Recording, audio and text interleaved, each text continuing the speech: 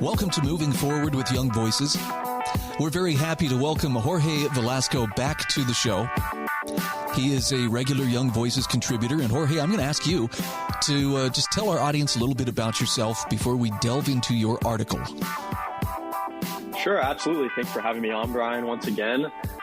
So I have interned for 2 U.S. members of Congress, while at the same time writing for the Daily Caller, being a contributor for Young Voices, and looking forward to interning for the American Conservation Coalition during the summer of 2022.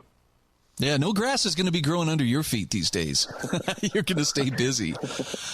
Just trying to continue as hard as I can. I have seen a lot of teasing and maybe even a little bit of celebrating on Twitter about CNN Plus being a very, very short-lived venture. And I've got your article here about how CNN Plus is another sign of a crumbling legacy media.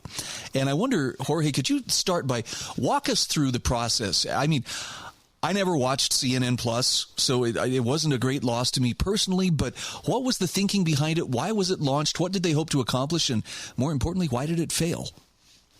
Yeah, Brian, a lot of other people did not watch CNN Plus, which is one of the main reasons why it failed in the first place. Brian, this might go down as one of, if not the biggest failures seen in digitized media.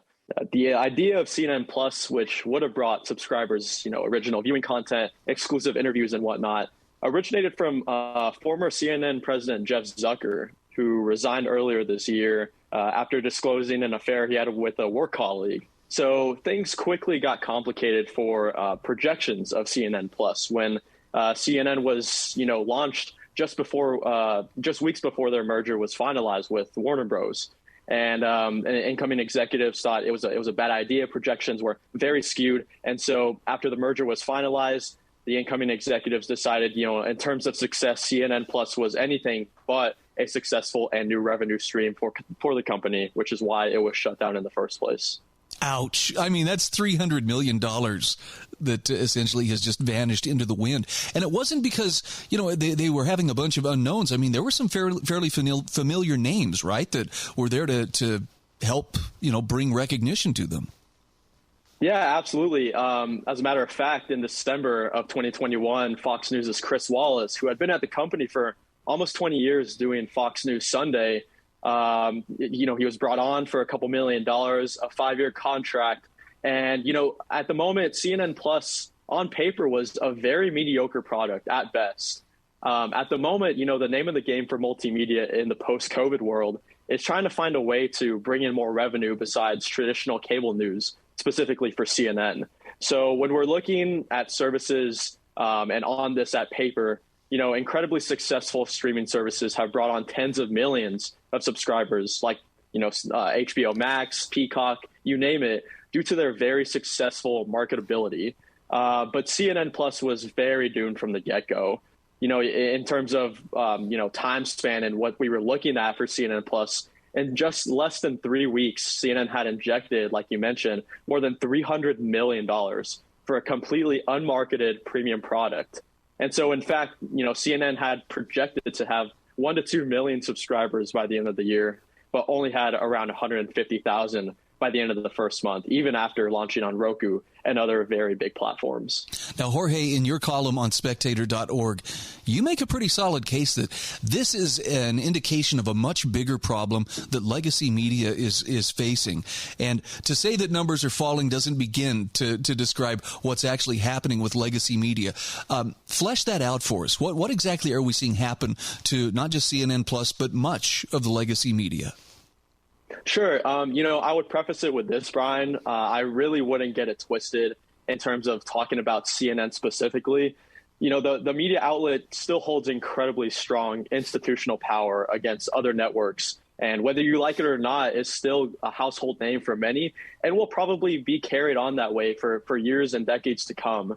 The only way they'll get out of this hole, both financially and by trying to renew their legitimacy, is to brainstorm many new strategies, which is, for the most part, why they brought on and merged with Warner Bros. To bring in new strategies, new ideas, other than CNN Plus to try and streamline more efficient products to bring in more revenue streams. On top of that, they are trying to bring back the objectiveness that they had in the late 90s, early 2000s before Trump, ran for election in 2015 and onward. So, yeah, in terms of talking about, the media legacy and kind of the mainstream media and the way they have been operating for the last half century, I think it's going to take a lot for, like CNN and other independent media outlets to try and revamp their image to bring more objectiveness, more, new ideas rather than just talking about and bringing up the same policies and topics that have been going on for the 24/7 media, news coverage.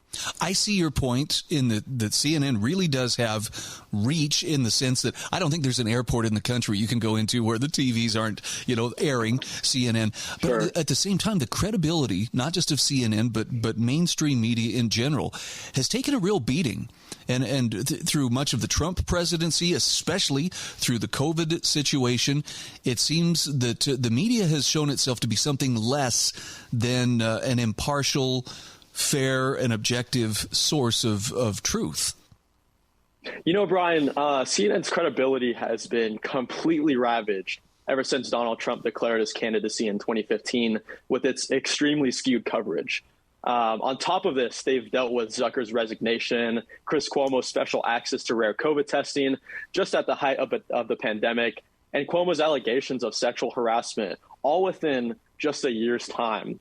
And so in the meantime, CNN's total viewership has plummeted by 90% since the beginning of 2022 compared to 2021, while, rival networks like Fox News and MSNBC have thrived. So, it sounds very shocking when you say it out loud, but that is not to say, compared to my previous point, that they don't hold some sort of firepower that they've been, creating and building up for the last 20, 30, even 40 years when they first began with the likes of even Tucker Carlson wearing his famous bow tie. Oldies remember that for sure. But, at the same time, it's very important to keep in mind that their credibility is everything, and that's what, at the end of the day, will keep them running as a media outlet. Well, as you mentioned in your article, it seems like the hyper-politicized coverage is part of the problem because credibility is shed in order to maintain, this political point of view or to support this or that political point of view. Does this provide incentive for them to revisit that, or are we likely to see what we saw in the wake of, for instance, Trump's 2016 win, when much of the media was like, how could this have happened? And instead of saying, man, we got it wrong, we called it wrong, they doubled down and essentially portrayed it as, well, this just proves the public is too stupid to know what's good for them, and we've got to, tell them, where they went wrong. Yeah, Brian, that's been CNN's mindset ever since, like I mentioned, Trump declared his candidacy in 2015. I think a lot has to be said about keeping the likes of Don Lemon, Chris Cuomo until he was fired, on the air until, just this year. Right. And so with the likes of Don Lemon and others, it's very troubling to see that, institutionalized anchors like Lemon have continued to, skew their coverage, their opinions, and editorialize, a lot of their branding in terms of what they want to push and how they want to create themselves as a public figure. Like I said, CNN has long been an objective outlet, and it wouldn't be a very new thing if they were to try and revamp their image to bring themselves back to, center of left, maybe even just a very independent outlet like the AP or Reuters, and try and, bring in a new image that a lot of viewers and Americans haven't seen for years, ever since, like I said, Tucker Carlson wore his famous bow tie. No, look, I remember the days when CNN was first starting, and I mean, 30 plus years ago when they were becoming a 24-hour news network, when the first Gulf War took place. That's where everybody tuned because they had round-the-clock coverage. But, the incident, you talk about this in the story, Nicholas Sandmann, who was, portrayed as some kind of a racist troublemaker, a few years ago. He sued CNN and apparently won a pretty nice settlement in the process. Yeah, absolutely. And not only did he settle with CNN, he settled with other media outlets like the likes of Washington Post. That's a very familiar name to everybody these days. And so when we're talking about this specific situation that happened on the mall, CNN, the network itself, was aware of no wrongdoings by Nick Sandmann back when he was just a high schooler with his fellow classmates in 2019. They intentionally spread false information when they reported that the group Sandmann was with had clashed with, quote unquote, 4 African-American young men preaching about the Bible and oppression.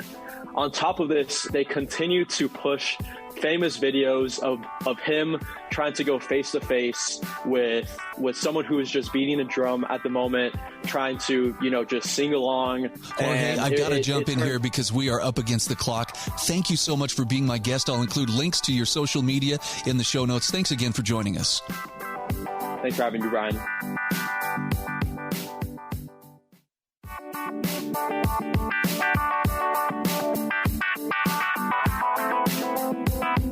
Welcome back to Moving Forward with Young Voices. We're happy to welcome Grace Bydalek back to the show. She joins us as a Young Voices contributor. And actually, Grace, you have a lot going on at any given time. Tell us just a little bit about who you are and what you do. Sure, absolutely. Brian, thank you so much for having me back on. I am a writer and a performer based in the New York City area. I'm also writing theatrical reviews for the New York Sun. And my friend and I have been planning an arts exhibition that is coming to the city, to downtown Williamsburg, this Friday and Saturday. So that is everything that's on my plate at the current moment. I'm looking at an amazing article that you wrote for the AmericanConservative.com. Cemeteries remind us of the importance of religion. And I have to confess this to you, Grace. As a kid, my least favorite holiday was Memorial Day because that's when, the family would get together and we'd go to the cemetery and I'd be bored out of my skull watching, relatives gather and put flowers on graves and they'd sit and talk and everybody had really a wonderful time. Well, except for me because I didn't understand the significance. You bring up some really insightful ideas about the value of the cemetery. Where do we begin on a topic like this? Yeah, I mean, it sounds like you've always kind of loved cemeteries. Yeah, I have. Thank you so much for your fascination with the article. This article really started with my fascination surrounding cemeteries. I would make my family or my boyfriend or my friends pull over if I saw a particularly fascinating one out the window. And I actually even wrote an album called Summit Grove Cemetery about a pioneer cemetery, actually, that I found in rural Nebraska during quarantine. And I couldn't verbalize why I was so fascinated with these cemeteries at first. But then I took a deeper look at the culture and I found that cemeteries put things in perspective, right? So the world is disorienting and it's heavy and it's confusing and it's small, but cemeteries are not. They are really a respite, I've learned from this confusion. And they're actually, in many ways, advocates for natural order. As I look around us and I see so many aspects of our culture either just disappearing from disuse or actually being disappeared down the memory hole, cemeteries still remain a place where you can really gain an appreciation of culture. Why is that? Yeah. So if you look at the headstones, right, they reveal a really distilled list of things that were important to people that have passed. They reveal what roles have imbued people's lives with purpose. So if you look, you'll see words like family and country and father and mother and sister and brother and husband and wife and soldier and friend. And in a world of really unnecessary superlatives, as we see in culture, these were all that mattered. In a world where we place so much emphasis on defining ourselves and defining our own identities, these were identities that were given to these people as duties, really. And that's something that we're really losing in our culture today. Yeah, something you pointed out in your article, and this just really struck me as a great observation, is that, for instance, today, young people tend to define themselves by very different standards than what you'd see on a person's headstone. In fact, give us some of the criteria or the titles by which young people today might be tempted to define themselves.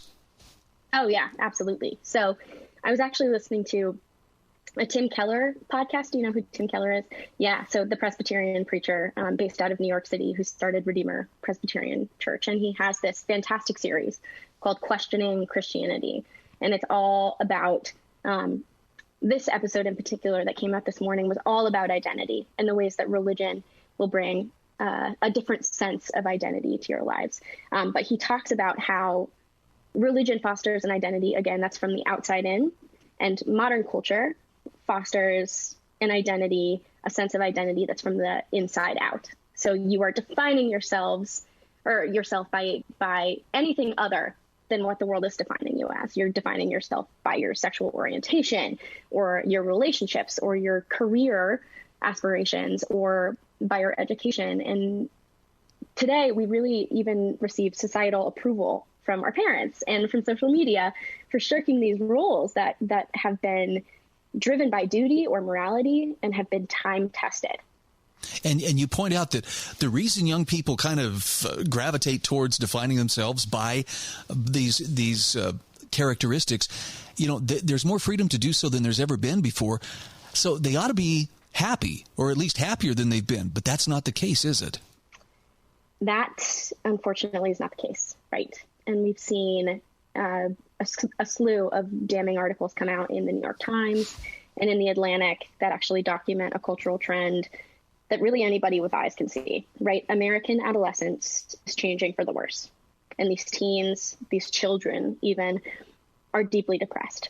So if we look at the stats, from 2009 to 2021, American high schoolers who reported feeling persistent feelings of sadness or hopelessness rose steeply from 26% to 44%.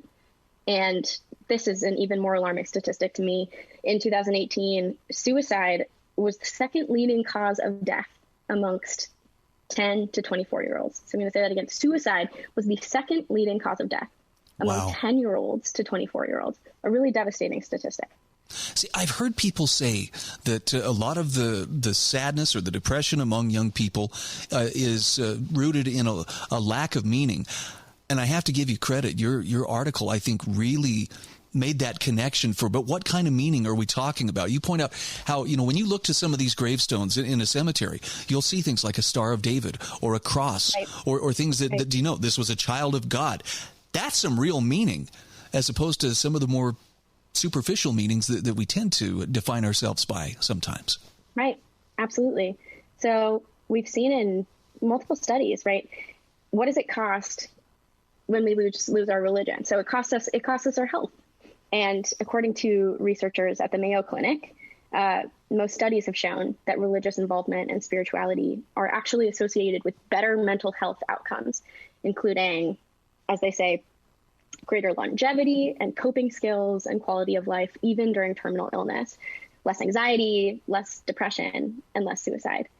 And researchers at Duke University concluded that the religion focused on God or an external locus of control, religious people actually have a stronger sense of internal control. Because as people pray and ask God for guidance, they feel a sense of control over their own situation, an ability to help them cope with depression and with anxiety. Something you point out, too, that, again, this is just such a great observation, is something will be the God of our hearts. Right. People want that autonomy. I'm going to be me and I'm going to do my thing. But inevitably, something becomes the central focus of their lives, doesn't it? Right. That's true. And I know that in my own life, when the God of my heart is me, I am having a significantly worse time. So let's bring this home. You mentioned how cemeteries remind us of the importance of religion. How can the dead help us maintain those religious roots or those religious connections, even though their lives have ceased and all that's left is a name, maybe some dates, maybe a word or two to define that person's life. How does that connect us to religion? Sure, absolutely. As you pointed out earlier, these gravestones that we see, specifically that I saw in the summer of 2020 in the old Pioneer Cemetery up on a hill in rural Nebraska, was these gravestones that were littered with religious signifiers, right? So in this way, the dead speak to us. They talk about the importance of duty, the importance of spirituality, the importance of religion, the importance of family, the importance of these Judeo-Christian values, right? The importance of the family structure, and how all of these things are actually central to how one perceives the world and his or her role in it. I love it. And as you put in the article, it's just, this reminds us that there is hope. Grace Bydalek, right. Thank you so much for being our guest today. We'll have a link to your article in the show notes. Thanks again. Thank you so much, Brian.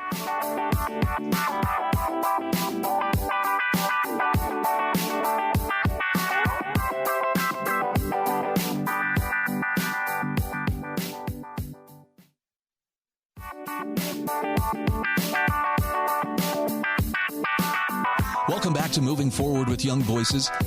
Very happy to welcome Young Voices contributor Corey Walker to the program. Corey, I'd love to have you tell us just a little bit about yourself, who you are, and what you do. There's really not that much to know about me. I'm just from Ann Arbor, Michigan. Went to University of Michigan. And, I don't really do anything interesting. I'm just really interested in policy, law, just things that I think impact me, particularly in urban areas. And so I think cash bail reform definitely ties in very neatly to a lot of the research that I do. Yeah, I'm looking at an article you wrote about how cash bail reform is desperately needed.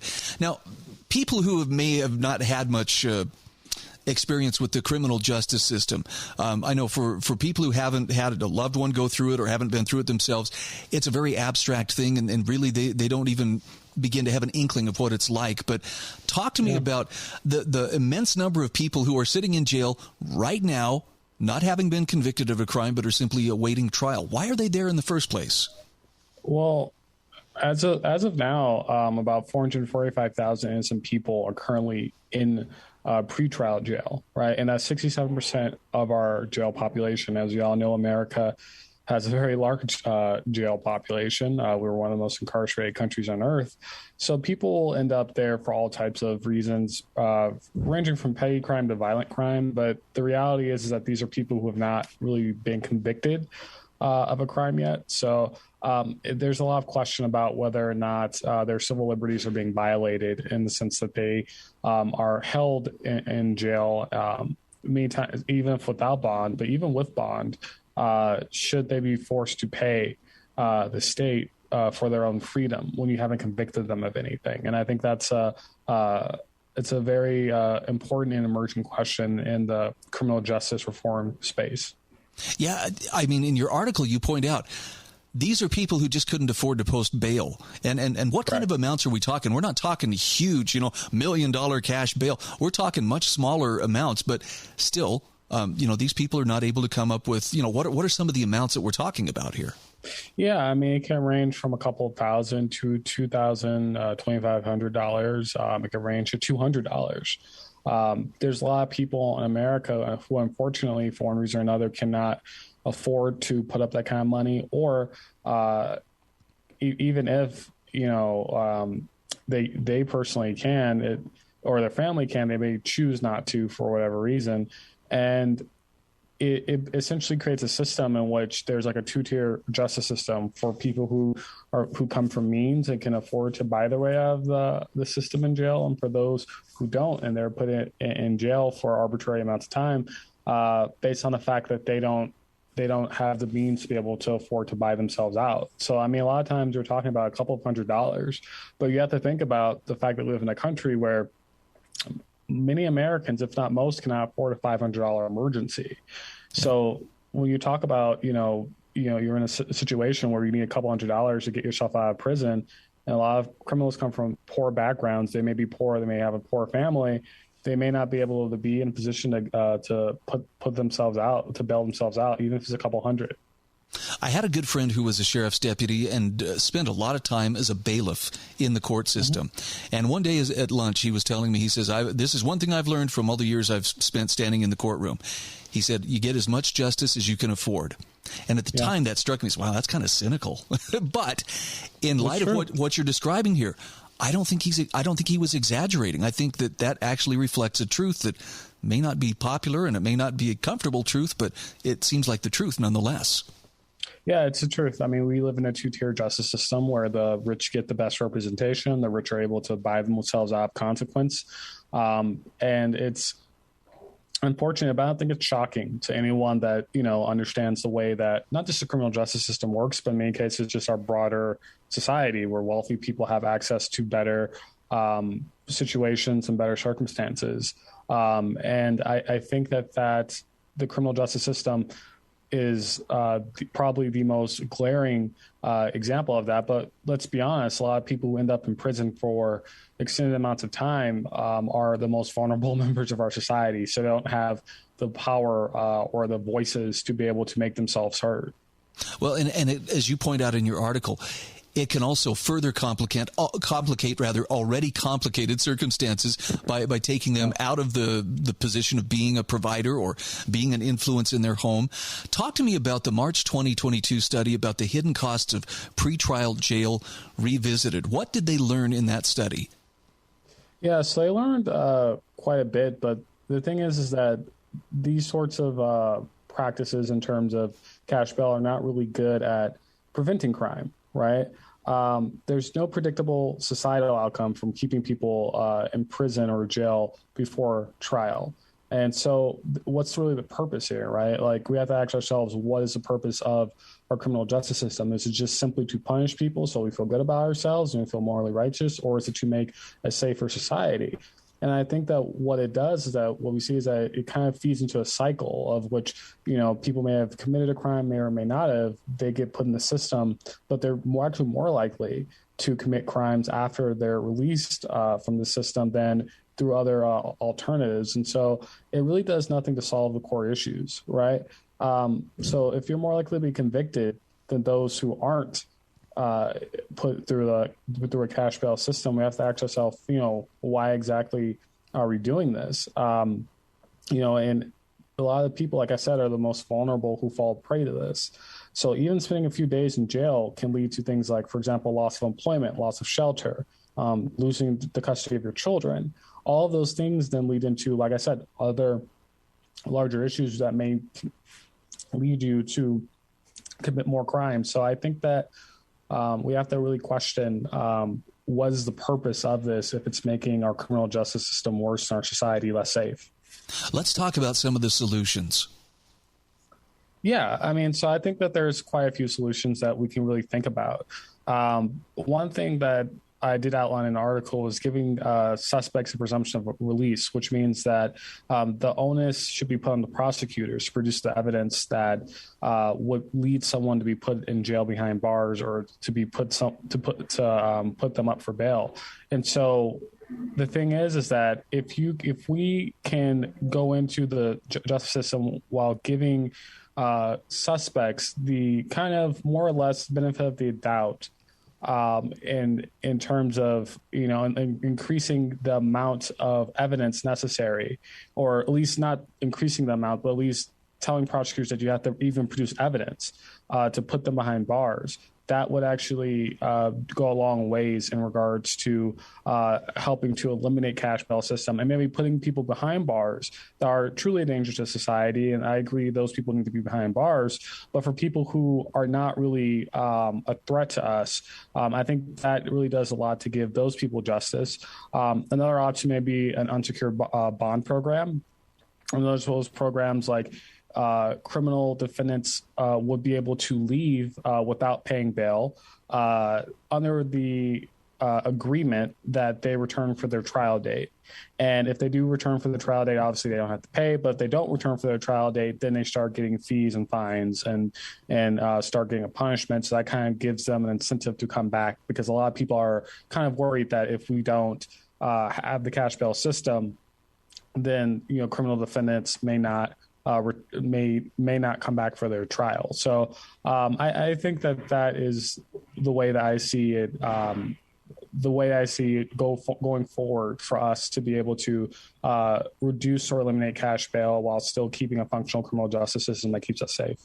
Corey, it seems like this would also maintain those jail resources. There's a limited number of beds or cells or, basically places to put people. It would keep those things available for people who really needed to be kept out of society. In other words, it makes society safer because this person's off the streets, as opposed to the person who, is a first-time offender or nonviolent offender and is going to show up for their trial. I mean, I think you make a great case here. Yeah, and I would say that, like I said, a lot of this comes down to what we think the criminal justice system should be. There are many people that think the criminal justice system should be about punishing people, making people feel regret, remorse, or paying some sort of penance. I'm someone that believes that the criminal justice system should work to make our society safer. And when you put people behind bars that, quite frankly, may have made a mistake, may have did something stupid, may have been in a tough situation, but ultimately they didn't really hurt anyone physically or irreparably. It doesn't make sense because in most cases they become much more hardened criminals, get even more, like I said, deeper into crime and more violent crime. And that just hurts our society much more. So we definitely need to rethink the ways that we approach these sorts of situations. Doesn't mean be soft on crime. It means to be smarter on crime and how we deal with it. Corey, I appreciate how you are raising some of these alternatives and pointing out that we have options that aren't being exercised yet. Where can people follow you and where can they find your writing? So I write at Young Voices. I write with I'm with the Young Voices organization. Most of my writing's at Exponents Magazine, and I've also done a lot of writing with Reason. You can follow me at Corey Writing, which is my Twitter handle, and all of my writing and all my stuff will be there. Okay, Corey Walker, thank you so much for being our guest. Thank you so much. I appreciate it.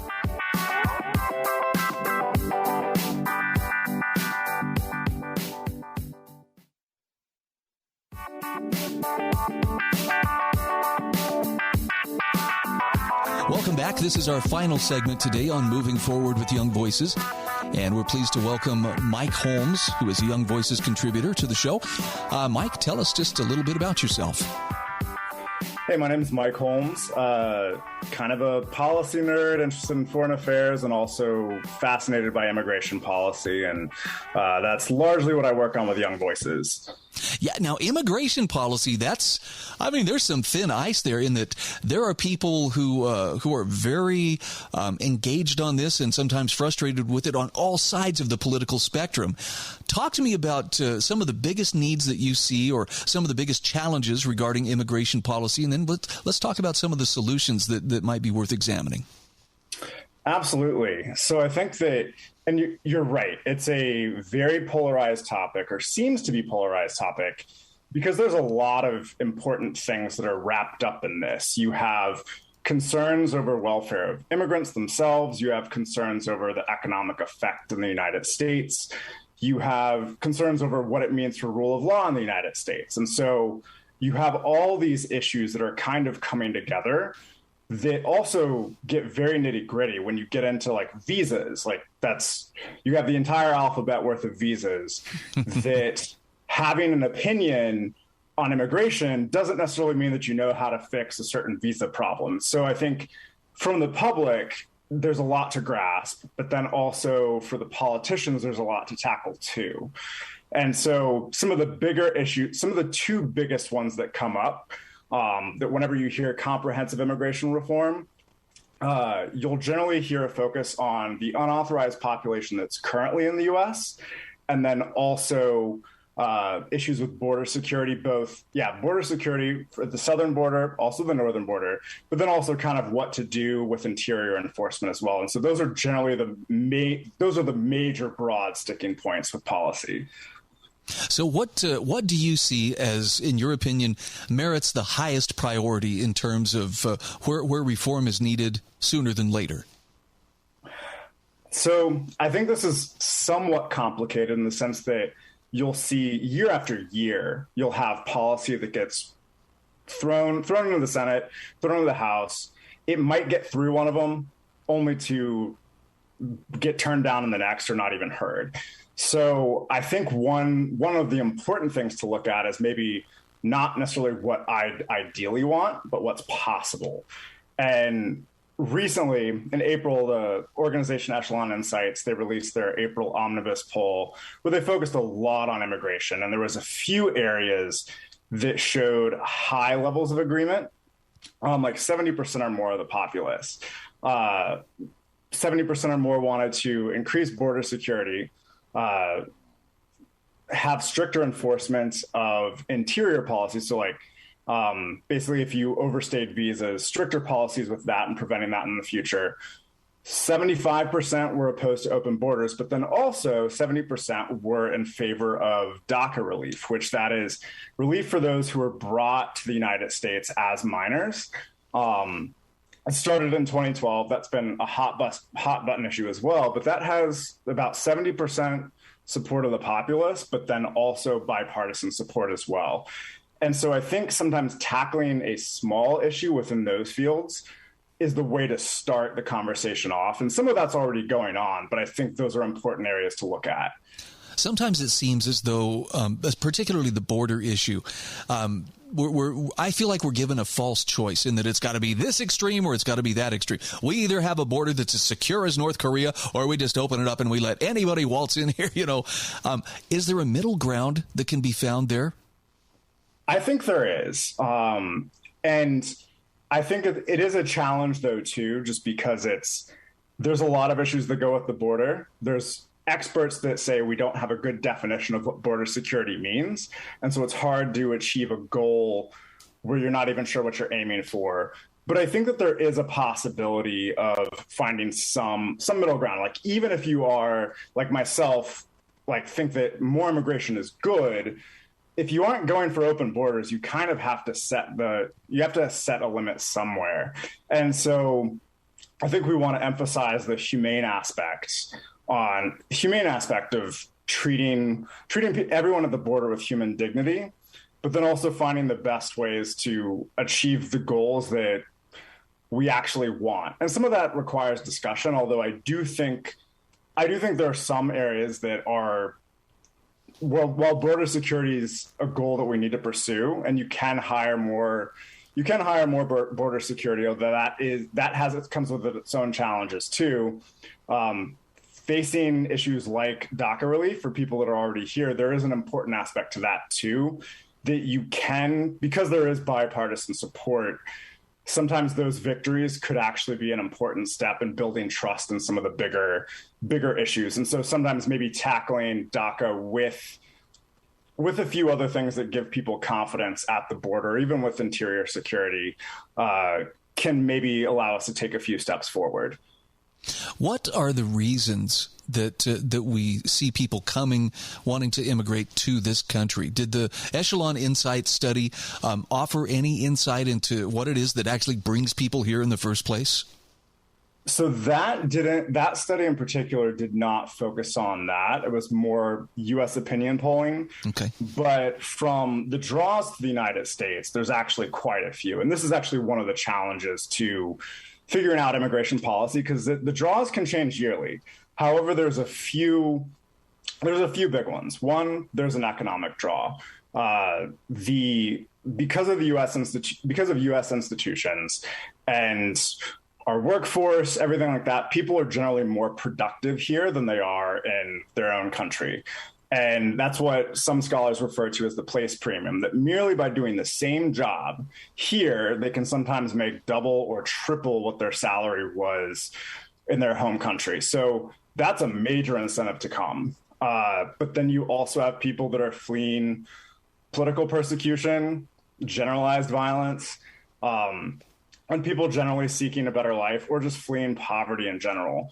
And so you have just multiple reasons that as to why you would want to come, and if you're trying to come up with policy, you have to take into consideration of why people are choosing to come, because that can determine your solution. Because if, say, there's economic migrants, you could say maybe open the valve a little bit more with agricultural visas, seasonal visas, or just more opportunities for green cards. It's a way to divert people away from the border and more towards legal pathways that also generally has significant support, both like agricultural visas and more highly skilled technical visas that like have a lot of support in the US. Both of those in the Omnibus survey got about 60% or higher favorability. And that was also bipartisan support with Republicans, Democrats, and independents all favoring that. So that can push, that can be a draw, or that can be a way to divert one of the draws, but then also tackling some of the complicated issues with asylum, both allowing people to have their cases heard, but finding ways to not let it get into 3 or 4 year backlogs that we sometimes see with asylum cases. And because there are concerns that some people have with what incentives that creates when people have to wait 3 to 4 years to get their court case heard. There's a lot of debate on that, but as you can kind of tell, that means that there's going to be a lot of complexity in the policy you have to come up with. So I know it's a very contentious issue for some people. Are there voices of reason? Have you found that there are some people who are striking that middle ground tone that can actually bring people together on this issue? I do think so. I think there's quite a few people out there that want to see good policy. I know one. It's off the top of my head. I know one scholar at the Hoover Institute recently, Tim Kaine. He came out with a book that's very pro-immigrant, but also considers a lot of the concerns that people have regarding what people would view as the downsides of immigration. And so you have scholars like him that both write but have influence in policy circles that are trying to strike a balance that's practical, but then also compassionate. But then also there's an element where immigration in many ways is very good for the country.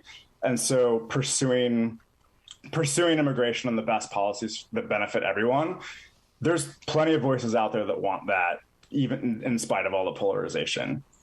Yeah, you use the term reflexively, and that does describe there's a lot of reflexive reaction when immigration comes up. I applaud you on your article about this. Where can people follow your writing? Where can they follow you on social media? So they can follow my writing. I blog a bit at michaelkholmes.com. I'm also on the Young Voices page for any media hits I have elsewhere, and then my Twitter handle is mkholmes25. All right. Michael Holmes is a contributor for Young Voices, and I really appreciate you being a voice of reason on an issue that it's rare to find such voices of reason. Thanks again. Thanks for having me.